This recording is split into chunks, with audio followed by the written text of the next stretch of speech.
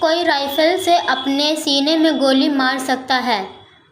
Supreme court ने police से पूछ लिया सवाल। नमस्कार, स्वागत है आपका लीगल फिगम स्टडी विद मी में। सुप्रीम कोर्ट ने एक मामले में सुनवाई के दौरान पुलिस से कड़ा सवाल पूछा। कोर्ट ने पूछा कि क्या कोई व्यक्ति राइफल से अपने सीने में गोली मार सकता है। शीर्ष अदालत ने मध्य प्रदेश के एक मामले में यह सवाल पूछा है। सुप्रीम कोर्ट ने एक मामले में सुनवाई के दौरान पुलिस से कड़ा सवाल पूछा। कोर्ट ने पूछा कि क्या कोई व्यक्ति राइफल से अपने सीने में गोली मार सकता है। शीर्ष अदालत ने मध्य प्रदेश से पुलिस से यह सवाल पूछा है। यह मामला मौत के मामले को सुसाइड की तरह पेश करने से जुड़ा हुआ है।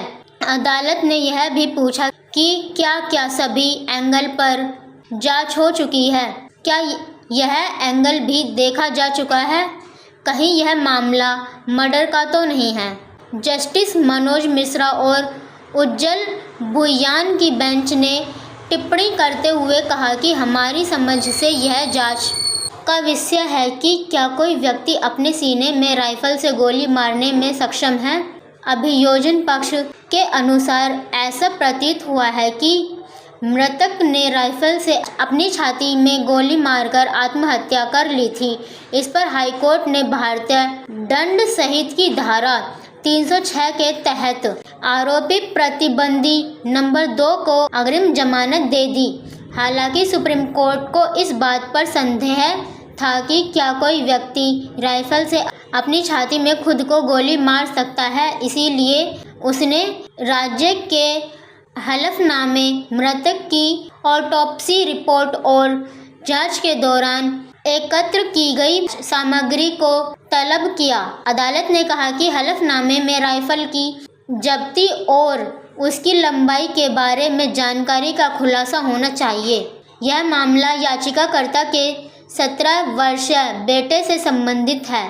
उसके बेटे ने भोपाल की एक अकादमी में शॉटगन शूटिंग प्रशिक्षण पाठ्यक्रम में दाखिला लिया था। यहाँ पर प्रतिवादिया नंबर 2 ने बेटे के ऊपर 40,000 रुपये चुराने का आरोप लगाया।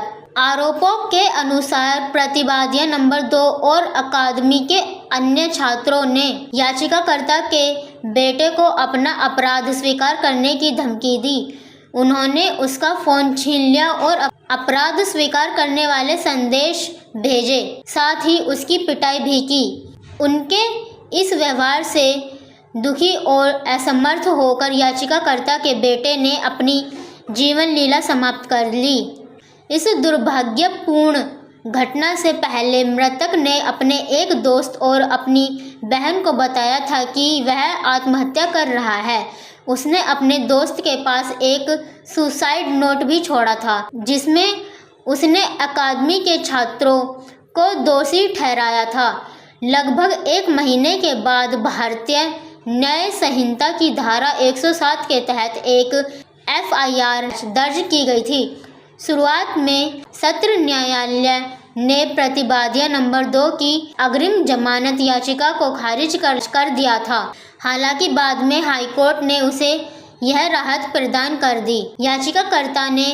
याचिकाकर्ता के अनुसार हाईकोर्ट ने न केवल उसके बेटे की आत्महत्या की घटना को मामूली बना दिया, बल्कि मृतक को दबाव न झेल पाने का दोषी ठहराया और आरोपी के कृत्यों का बचाव किया।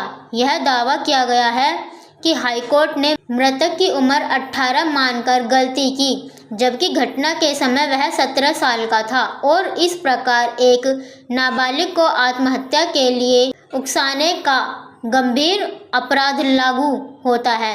याचिकाकर्ता का यह भी तर्क है कि प्रतिवादी नंबर 2 एक प्रभावशाली परिवार से संबंधित है।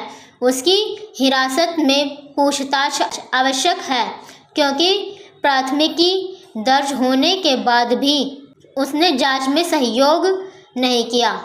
तो लीगल फिगम स्टडी विद मी में फ़िलहाल इतना ही।